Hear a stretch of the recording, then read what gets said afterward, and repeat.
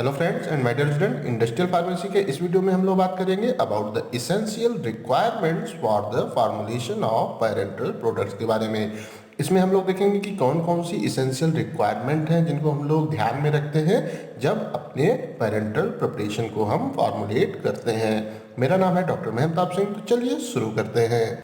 हाँ, तो अगर हम बात करते हैं essential requirements for the formulation of parental के बारे में, तो जब हम अपने पेरेंटल प्रिपरेशन को फार्मुलेट करते हैं तो हम वो काफ़ी सारी चीज़ों को, काफ़ी सारे फैक्टर्स को अपने कंसिडरेशन में रखते हैं। तो इस वीडियो में वो डिटेल में हम इन फैक्टर्स के बारे में बात करेंगे।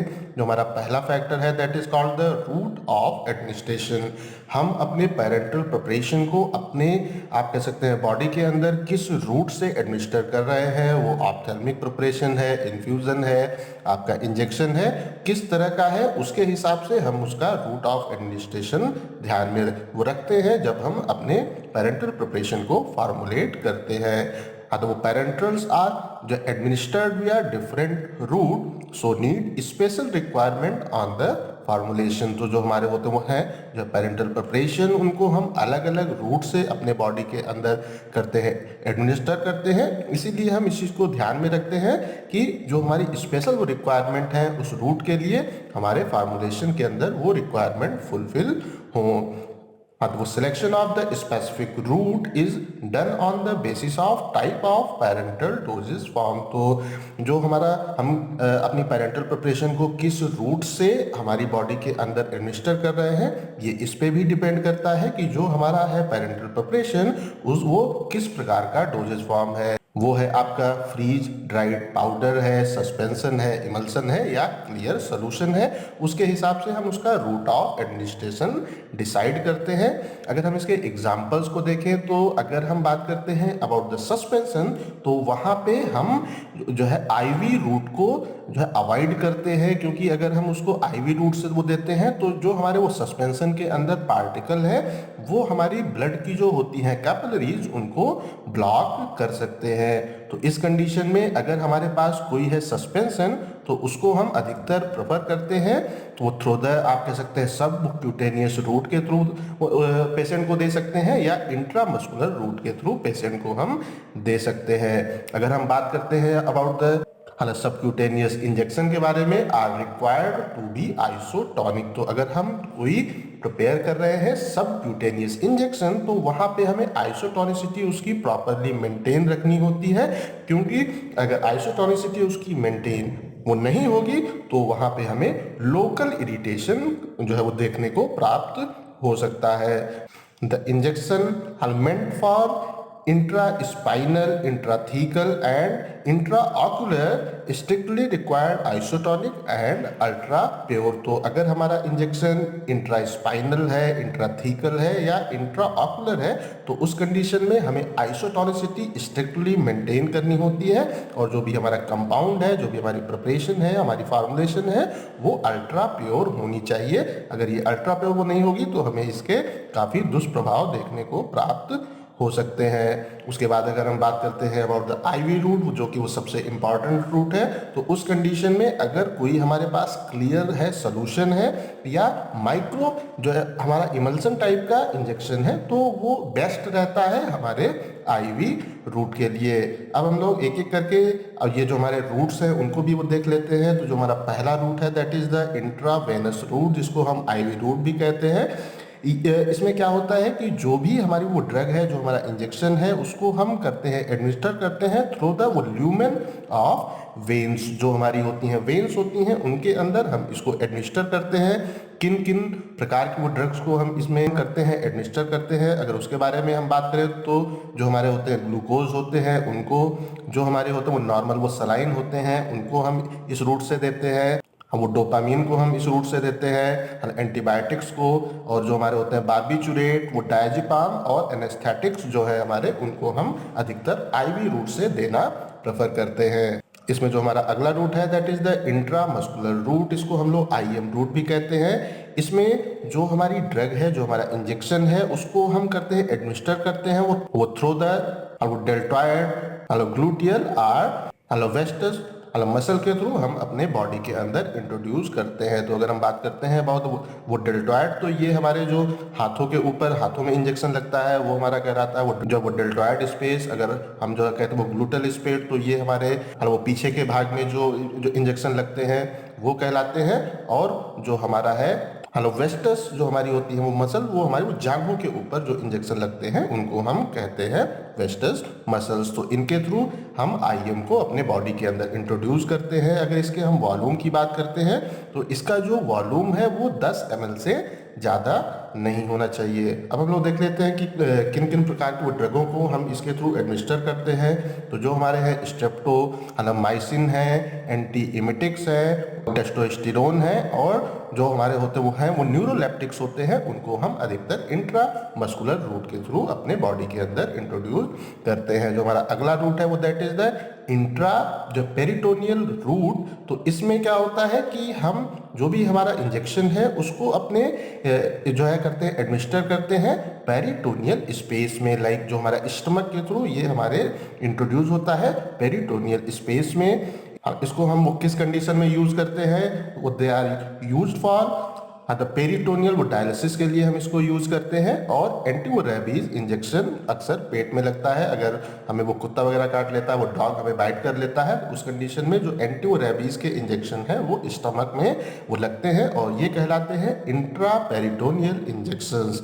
उसके बाद जो हमारा अगला है दैट इज द इंट्राथीकल और इंट्रा स्पाइनल। तो इसमें जो हमारा इंजेक्शन है उसका जो रूट ऑफ एडमिनिस्ट्रेशन है वो दैट इज फ्रॉम द वो सब arachnoid space of the spinal वो कार्ड में ये इंट्रोड्यूस किया जाता है। अगर इसकी हम ड्रग्स की बात करते हैं तो इसमें वो जाइलोकेन जो हमारा इंजेक्शन होता है, जो होता है स्पाइनल हमारा एनेस्थेटिक है, वो जो इस रूट के थ्रू हम एडमिनिस्टर करते हैं। और वो काफ़ी सारे एंटीबायोटिक्स हैं वो जिनको हम इंट्राथीकल या इंट्रा स्पाइनल रूट के थ्रू अपने बॉडी में एडमिनिस्टर करते हैं। जो हमारा अगला रूट है वो that is called the intramedullary. इसमें क्या होता है कि जो हमारी होती हैं वो बोन मैरो होती हैं हमारे वो टिबिया में या स्टर्नम में, वहाँ पे हम अपने इंजेक्शन को एडमिनिस्टर करते हैं। वो लाइक जो हमारे वो घुटने वगैरह में जो हमारी होती है बोन मैरो होती है, वहाँ पे हम इसको एडमिनिस्टर करते हैं। It is use for the bone marrow transplantation में हम इसको यूज करते हैं। और वो ट्रांसफ्यूजन ऑफ ब्लड इन वो चिल्ड्रन में हम इस रूट को यूज करते हैं। क्योंकि अक्सर ये होता है कि जो हमारे छोटे बच्चे होते हैं उनमें हमें वेंस वगैरह प्रॉपरली वो नहीं मिल पाती हैं, तो हम इस रूट को प्रेफर करते हैं उनके अंदर ड्रग को एडमिनिस्टर करने के लिए। इसमें जो हमारा अगला रूट है दैट इज द सबक्यूटेनियस। इसमें हम अपने स्किन के अंदर अपने वो क्यूटिकल के वो नीचे की ओर अपने इंजेक्शन को एडमिनिस्टर करते हैं। इंजेक्टेड वो directly into the subcutaneous tissues under the skin. तो अगर हम इसके यूज़ की बात करते हैं तो हम इसमें वो लोकल एनेस्थेटिक को अपने वो देने के लिए वो लाइक अगर आपकी कट वगैरह हो गया, आपकी चोट है, कोई वो छोटा बहुत ऑपरेशन होना है, तो वहाँ पे लोकल एनेस्थेटिक की तरह हम जो है हमारा जो इंजेक्शन होता है सबक्यूटेनियस इंजेक्शन वहाँ पे देते हैं। और जो हमारे माइनर ऑपरेशन है उनको करते हैं। और जो हमारे इंसुलिन के इंजेक्शन होते हैं उनको भी हम इसी रूट से देते हैं, सबक्यूटेनियस रूट से।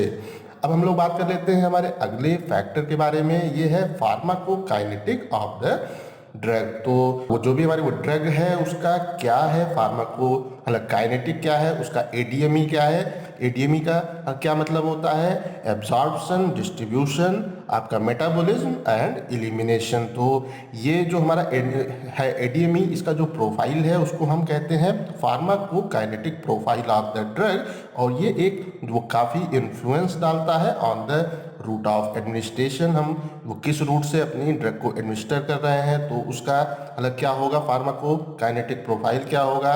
जो हमारा वो टाइप ऑफ डोजेज फॉर्म है उसके ऊपर भी ये वो डिपेंड करता है, उसको भी इन्फ्लुएंस करता है। ये इन्फ्लुएंस करता है हमारे वो डोज ऑफ ड्रग को भी, और ये डोज की फ्रीक्वेंसी को भी ये इन्फ्लुएंस करता है।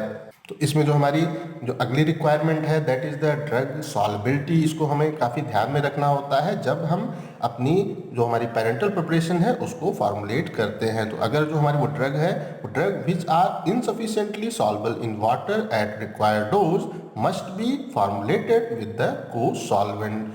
तो अगर हमारी जो ड्रग है वो रिक्वायर्ड क्वांटिटी ऑफ वाटर में अगर प्रॉपरली सॉल्वलाइज नहीं हो रही है, तो उस कंडीशन में हम जब उसको फार्मुलेट करते हैं तो हमें रिक्वायरमेंट होती है को सॉल्वेंट की, जो कि उसको अधिक से अधिक उसके अंदर कर सके, सॉल्वेबल कर सके, जो either by increasing the solubility और maintaining drug in the solution form. हालांकि या तो वो हमारे ड्रग की सॉल्युबिलिटी को इंक्रीज कर देगा या जो हमारी ड्रग है उसको एक कह सकते हैं सोल्यूशन के फॉर्म में मेंटेन करेगा।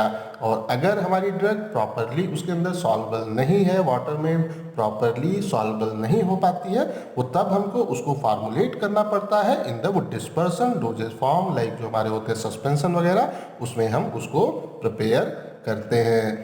जो हमारी इसमें अगली रिक्वायरमेंट है that is the drug stability. तो जो हमारी वो ड्रग है उसकी स्टेबिलिटी भी वो काफ़ी इंपॉर्टेंट क्राइटेरिया होता है जब भी हम अपने वो प्रिपेयर करते हैं हमारी पैरेंटल फार्मुलेशन को, तो ये काफ़ी एक इम्पॉर्टेंट क्राइटेरिया है। तो अगर हम बात करते हैं ड्रग स्टेबिलिटी की, stability of drug is an important factor influence storage condition को इन्फ्लुएंस करता है, फार्मुलेशन कंपोनेंट को ये इन्फ्लुएंस करता है, और टाइप ऑफ कंटेनर को ये इन्फ्लुएंस करता है हमारी ड्रग की स्टेबिलिटी। मीन्स हमें अपने वो ड्रग को स्टेबल वो रखने के लिए क्या स्टोरेज वो कंडीशन की रिक्वायरमेंट है, जो ये उसको इन्फ्लुएंस करता है। जो भी हम कंपोनेंट यूज़ कर रहे हैं अपने पैरेंटल प्रिपरेशन को फार्मुलेट करने के लिए, उसके ऊपर भी हमारे ड्रग की स्टेबिलिटी डिपेंड करती है, और हम किस प्रकार का कंटेनर यूज़ कर रहे हैं उसके ऊपर भी हमारे ड्रग की स्टेबिलिटी वो डिपेंड करती है। ये एक काफ़ी इम्पॉर्टेंट फैक्टर है जो इन सब चीज़ों को इन्फ्लुएंस करता है। द ड्रग हैव वो degradation problem are formulated as freeze dried or sterile solid dosage form में हम इसको करते हैं, फार्मुलेट करते हैं। अगर कोई हमारी ड्रग ऐसी है जो कि उसके अंदर वो डिग्रेडेशन की प्रॉब्लम है, तो उसको हम जो वो ड्राई फॉर्म में ही रखते हैं, तो फ्रीज वो ड्राइड पाउडर के फॉर्म में हम उसको प्रिपेयर करते हैं, या स्टेराइल सॉलिड डोजेज फॉर्म के रूप में हम उसको प्रिपेयर करते हैं। जो हमारा अगला इम्पॉर्टेंट इसमें रिक्वायरमेंट है वो है ड्रग एक्सिपिएंट कंपैटिबिलिटी। तो जो हमारी ड्रग है और जो हम एक्सिपिएंट यूज कर रहे हैं अपनी जो हमारी पैरेंटल प्रिपरेशन है उसको फार्मुलेट करने के लिए, उनके बीच में कंपैटिबिलिटी अच्छी होनी चाहिए। अगर उनके बीच में कोई इनकम्पैटिबिलिटी होती है, जो हमारी ड्रग है और जो हमारे एक्सिपिएंट है, हाँ, तो उसको हमें इवेलुएट कर लेना चाहिए। वो जब हम एक्सिपिएंट को अपनी वो जो है डोजेज फॉर्म के लिए वो सेलेक्ट करते हैं, उससे पहले ही हमको उसको प्रॉपरली इवेलुएट कर लेना चाहिए कि जो हम एक्सिपिएंट यूज़ कर रहे हैं क्या वो हमारी ड्रग के साथ में प्रॉपरली कंपैटिबल है कि नहीं। और अगर इनके बीच में कोई इनकम्पैटिबिलिटी होती है, then it leads to formation of insoluble complexes, drug degradative reaction इनके अंदर हो सकती है। मीन्स ये हालांकि कोई जो है इनसॉल्युबल कॉम्प्लेक्स फॉर्म कर सकते हैं, या जो हमारी वो ड्रग है उसका जो है डिग्रेडेशन हो सकता है, जिससे कि हमें उसके एक जो वो गलत कॉन्सिक्वेंस देखने को मिलेंगे। ओके फ्रेंड्स, स्टूडेंट, ये टॉपिक आप लोगों को समझ में आ गया होगा। अगर कहीं पे भी कोई कंफ्यूजन है तो आप कमेंट करके पूछ सकते हैं। इस टॉपिक का PDF आपको डिस्क्रिप्शन में मिल जाएगा। इस वीडियो को लाइक करें, अपने दोस्तों के साथ शेयर करें, और ऐसे ही वीडियो देखने के लिए हमारे चैनल को सब्सक्राइब करना बिल्कुल भी ना भूलें। Thank you.